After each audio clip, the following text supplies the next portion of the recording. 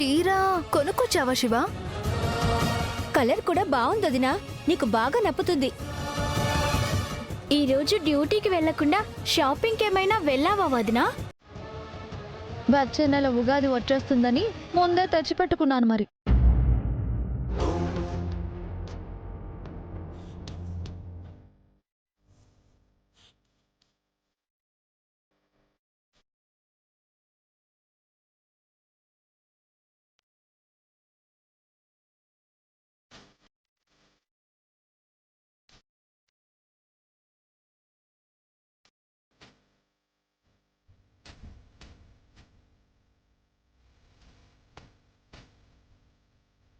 చూసారా, మనం చీర బాగుందని చూసి చెప్పాం. అన్నయ్య మాత్రం దాన్ని చేతిలోకి తీసుకున్నా సరే చెప్పట్లేదు. శివ తీసుకొచ్చిన చీరని అన్నయ్య చేతుల్లోకి తీసుకున్నాడు అంటే చీర చాలా బాగుందని అర్థం. అమృత, ఏంటి బావా అలా చూస్తున్నావు? ఈ చీర ఎవరిచ్చారు? అమ్మ.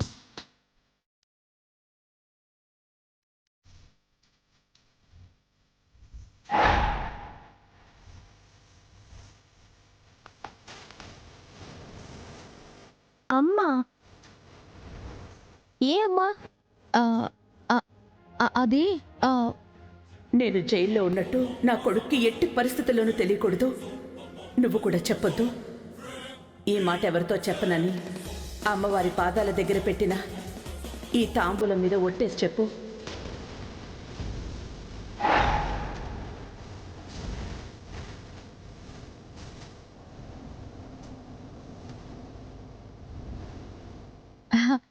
అమ్మ అనగానే మీ అమ్మ అనుకున్నారా?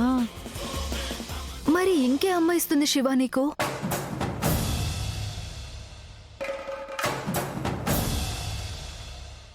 మిమ్మల్ని కన్న అమ్మ కాదమ్మా శ్రీవల్లి. అమ్మలగన్న అమ్మ అమ్మోరు తల్లి ఇచ్చింది అంటున్నాను.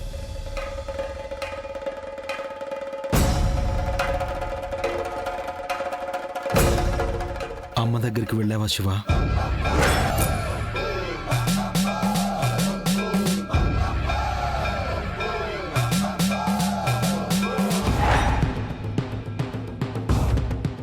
మాట్లాడవేంటి శివ?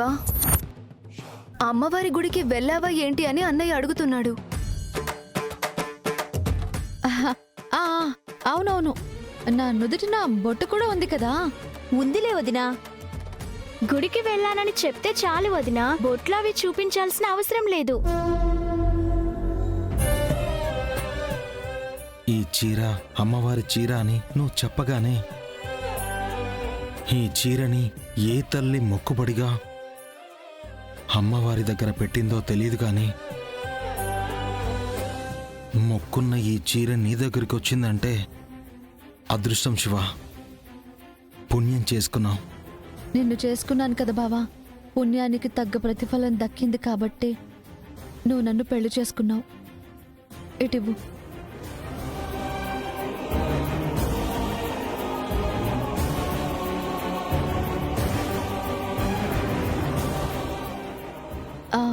బావా, మామిడికాయలు చింతకాయలు తీసుకుని నాగవల్లి దగ్గరికి వెళ్ళావా?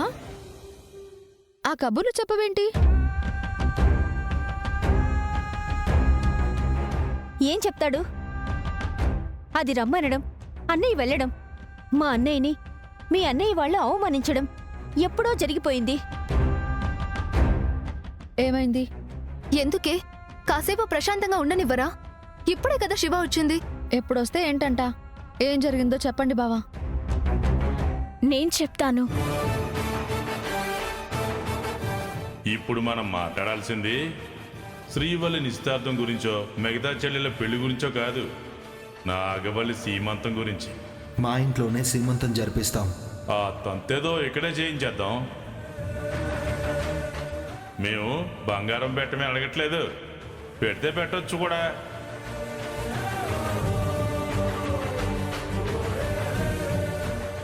బావా, దానికెందుకు ఫీల్ అయిపోవాలి? సీమంతం చెయ్యాలన్నారు. ఆడపిల్ల నెల తప్పాక అమ్మ అవుతుంది కదా. అమ్మవారి చీర పెట్టినట్టే మీ చెల్లెలికి కూడా చీర పెట్టి గాజులు తొడిగి సారె పెడదాం. మనకి మంచిది, తనకి మంచిది. మేము అదే చెప్తున్నాం శివ. కానీ ఈ విషయాన్ని వాళ్ళకెలా చెప్పాలా అని అన్నయ్య ఆలోచనలు పడిపోయాడు. వచ్చే వారం కదా, ఈ లోపలే అన్నీ సర్దేయచ్చు.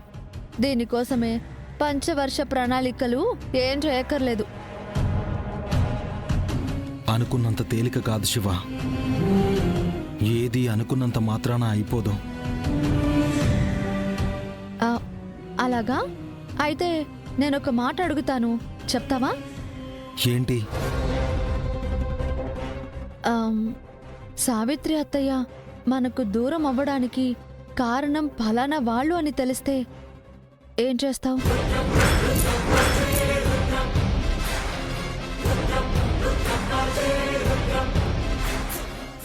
నరికి పోగులు పెడతాను. ఇంకొక జన్మ ఎత్తడానికి కూడా భయపడేలా పాతి పెడతాను.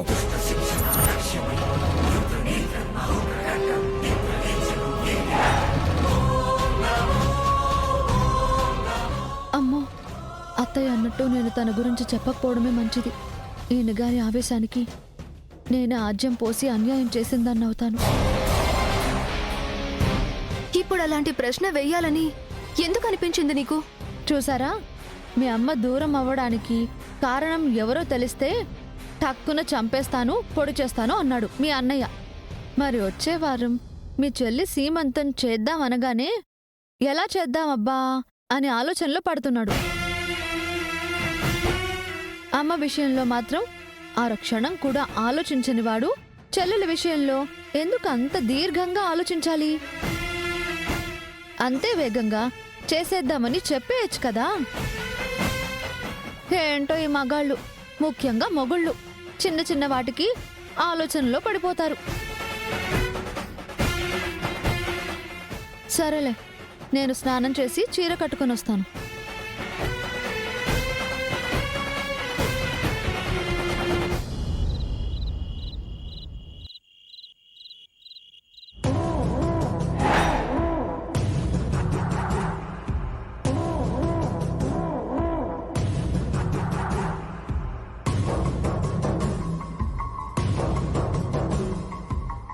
నానా,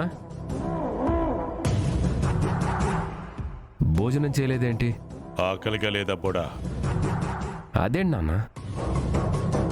మా అన్నయ్యని అవమానించారు కదా, మీ నాన్నకి కడుపు నిండిపోయి ఉంటుంది. ఏయ్, నోరు మూసుకొని ఇక్కడి నుంచి వెళ్ళు. నేనెక్కడికి వెళ్ళాలి? చీకట్లో వెళ్ళడానికి భయమేస్తే తెల్లారగానే మీ అన్నయ్య ఇంటికెళ్ళు. వచ్చే వారం కాకుంటే రేపే సీమంతం చేస్తాడు. అదే అడుగుదామని నేనొచ్చాను. నాగవల్లి, ఏమైంది? మా అన్నయ్యని చూడాలని నేను ఇంటికి పిలిపిస్తే సీమంతం చెయ్యమనేసి వీళ్ళు లేనిపోనివన్నీ చెప్పి మా అన్నయ్యని బాధ పెట్టారత్తయ్య. మేమడిగింది నీ మంచి కోసమే కదా. నేను అడిగానా? అలా చేయమని ఇలా చేయమని నేను అడిగానా? అసలు బంగారం అడిగానా?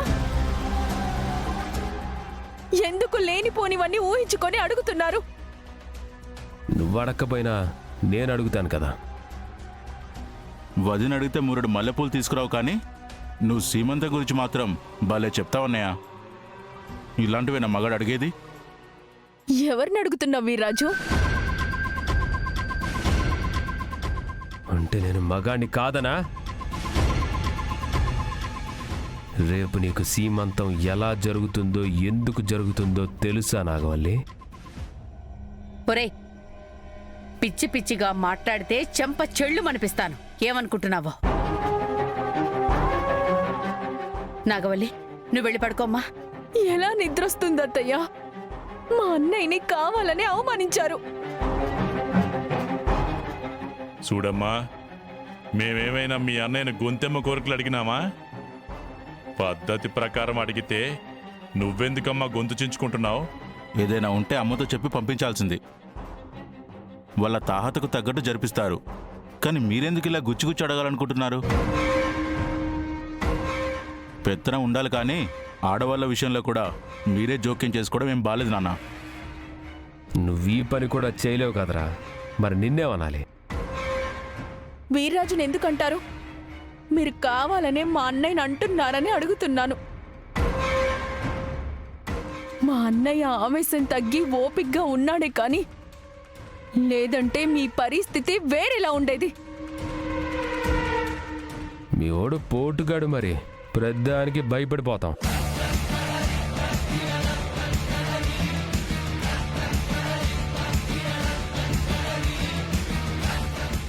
అంటే మీ అక్క శ్రీవల్లి పెళ్లి చేస్తానని సిటికేసి చెప్పినోడు ఇప్పుడు అదే వేళ్ళు ఇరుచుకుంటున్నాడు ఎలా పెళ్లి చేయాలని. ఒక ఆడపిల్ల జీవితంలో సమస్యలు అడ్డంకులు వస్తే మీకు ఆనందం అనుకుంటా.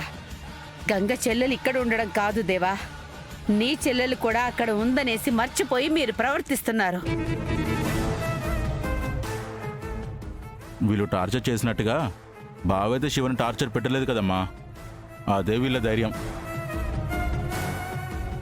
అయినా సరే మీ అన్నయ్య దేనికి వెనకాడ్డే.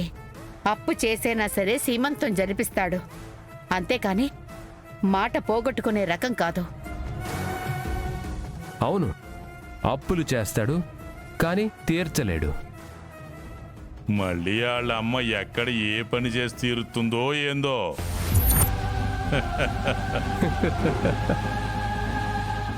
మావయ్య,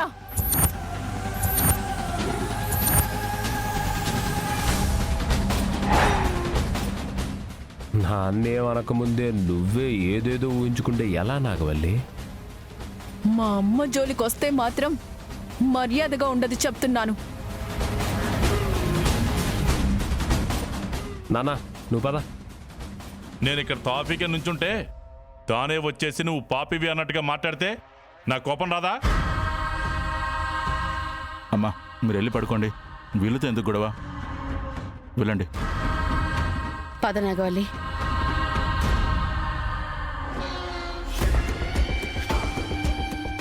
ఆ గంగా రేపు వచ్చే వారం సీమంతం చెయ్యాలని ఇంట్లో పచారులు చేసుకుంటూ ఆలోచించడం కాదు, అసలు ఆ ఇల్లు వాళ్ళకి లేకుండా చేస్తానా బోడా. ఎలా నాన్న?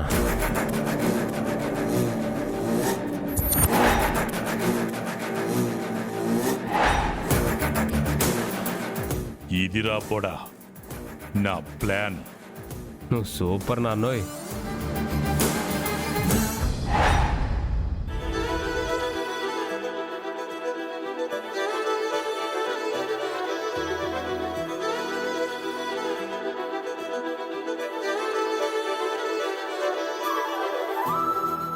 బావా, ఇప్పుడు మీరు క్లీన్ చేసే ప్రోగ్రాంలు పెట్టుకుంటే నేను ఈరోజు డ్యూటీకి వెళ్ళినట్టే. అలాంటప్పుడు స్నానం చేయక ముందే వచ్చి దీన్ని శుభ్రంగా తుడవచ్చు కదా. ఇలాంటి బళ్ళని కాదు కానీ నీ ఒళ్ళుని తోమలా చెప్పు. మిలమిలా వెండి పళ్ళెం మెరిసేలాగా తోముతాను. నీకు అంత టాలెంట్ ఉంటే అంట్లు తోమాల్సింది, కనీసం అవైనా బాగుంటాయి. హా, ఏమైనా అంటే నాకింటి పని రాదు అంటావు. ఒంటి పనే బాగా వచ్చని నువ్వే చెప్తున్నావు కదా. చిన్నప్పుడు చెరువులో గేదెలు తోమేదానివి కదా. ఆ, చిన్నప్పుడంటే తెలియకుండా ఎన్నో చేస్తాం.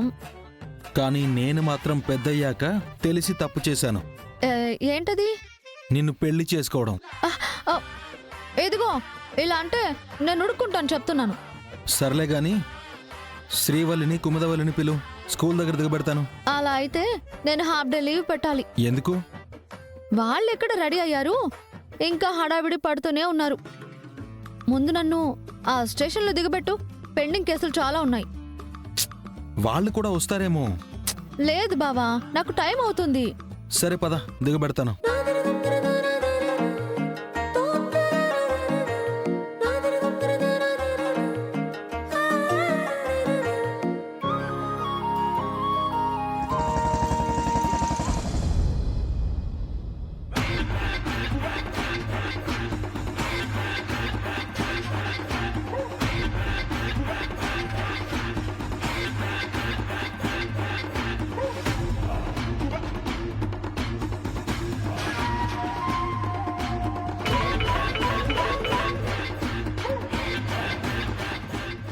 ఎరా అయ్యా, అమ్మాయి గారిని తీసుకుని ఇప్పుడే గంగ వెళ్ళిపోయాడయ్యా.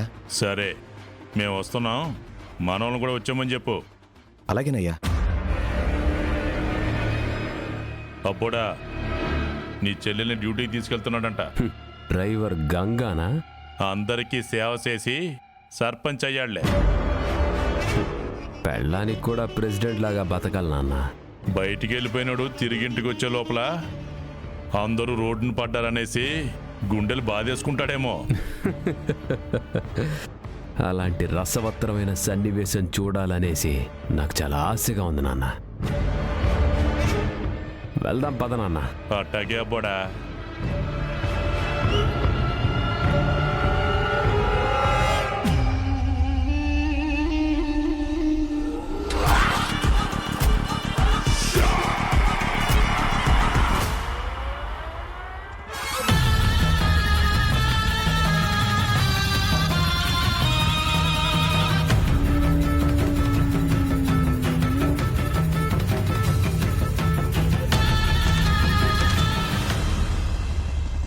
బావా, నువ్వేం చేయకుండా ఇలా ఊరికే ఉంటే ఏ పని అవ్వదు.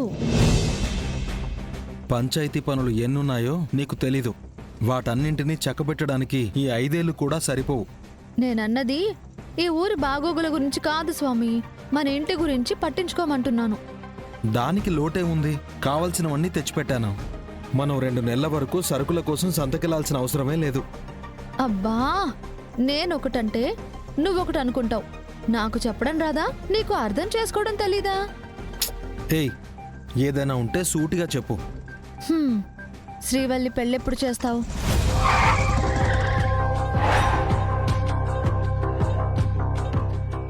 కొడతావేంటి? ఇప్పుడు నా చెల్లి పెళ్లికి తొందర ఏంటి? అయ్యా గంగాధరం, తమరు నాతో కష్టసుఖాలు పంచుకోవాలంటే మీ చెల్లెలందరూ అత్తారింటికి వెళ్ళాలనేసి నియమాలు పెట్టుకున్నారు కదా. ఆడపడుచుని త్వరగా తోలేస్తే తప్ప నేను వాంతులు చేసుకోలేను. వాంత కక్కుర్తి పడి ఏది పడితే అది తింటే అలాగే ఉంటుంది. నీకు దండం స్వామి. నేనంటుంది నెల తప్పడం, కళ్ళు తిరగడం. మీ చెల్లి నాగవల్లిలాగా నేను కూడా కడుపేసుకుని ఉద్యోగం చేయడం అన్నమాట. ఇప్పుడప్పుడే జరగని వాటి గురించి ఆలోచించి టైం వేస్ట్ చేయడం, నా బుర్ర పాడు చేయడం కరెక్ట్ కాదు. ఇదిగో, నువ్వనుకుంటున్నావు కానీ పెళ్ళాంతో సరిగ్గా కాపురం చేయకపోవడం కూడా నేరమే. నీ మీద కేసు పెట్టి లాకప్లో కూర్చోబెట్టొచ్చు తెలుసా? ఆ పంచేయి.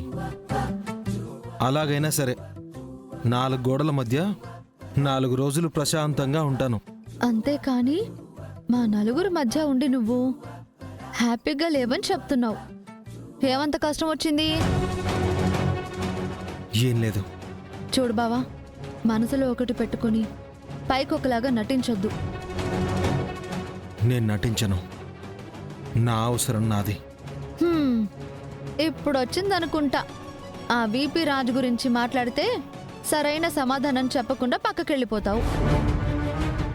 మళ్ళీ ఆ విషయం నేరుగా అడిగితే కోపంగా చూస్తావు. అతనేమో సాగిన కుక్క పిల్లలాగా మీ చెల్లి వెనుక తిరుగుతాడు. నీకు కోపం వచ్చి కాలర్ పట్టుకుని బెదిరిస్తావా అంటే అది లేదు. అతను తీసుకొచ్చిన టిఫిన్ తింటారు, అతను చెప్పే కబుర్లు వింటారు, కామెడీ చేస్తే కళ్ళల్లో నీళ్లు తిరిగేలా నవ్వుతారు. ఇవన్నీ చేస్తారు సరే, మళ్ళీ పరాయి వాళ్ళలాగా చూస్తారు.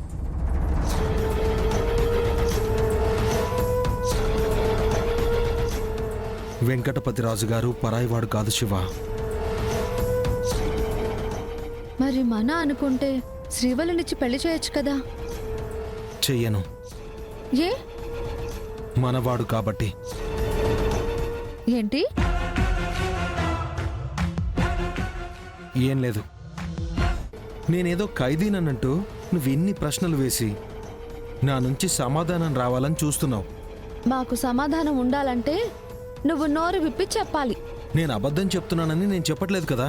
నిజం చెప్పకుండా మౌనంగా ఉండటం కూడా పెద్ద అబద్ధమే తెలుసా బావా? శివ, అసలు నీ సమస్య ఏంటి? నిజం. నీ చెల్లెలంటే ప్రాణమంటావు, కానీ నువ్వే నిశ్చితార్థం ఎందుకు క్యాన్సిల్ చేశావు? నువ్వు స్పష్టంగా చెప్పకుండా నీలో నువ్వే నలిగిపోతే వాళ్ళ ప్రాణాలు ఎంత విలవిలలాడిపోతాయో నీకేం తెలుసు బావా? నేనేం చేసినా కరెక్ట్గా చేస్తానని నా చెల్లెళ్ళ నమ్మకం. ఆ నమ్మకంతోటే శ్రీవల్లి ఇంకా వెంకటపతిరాజు జీవితంలోకి వెళ్లాలన్న ఆశతో ఉంది. వద్దు, నువ్వేమైనా సహాయం చేయాలనుకుంటే నా చెల్లెలికి డాక్టర్ బాబుని మర్చిపోమని చెప్పు. అదేంటి బావా?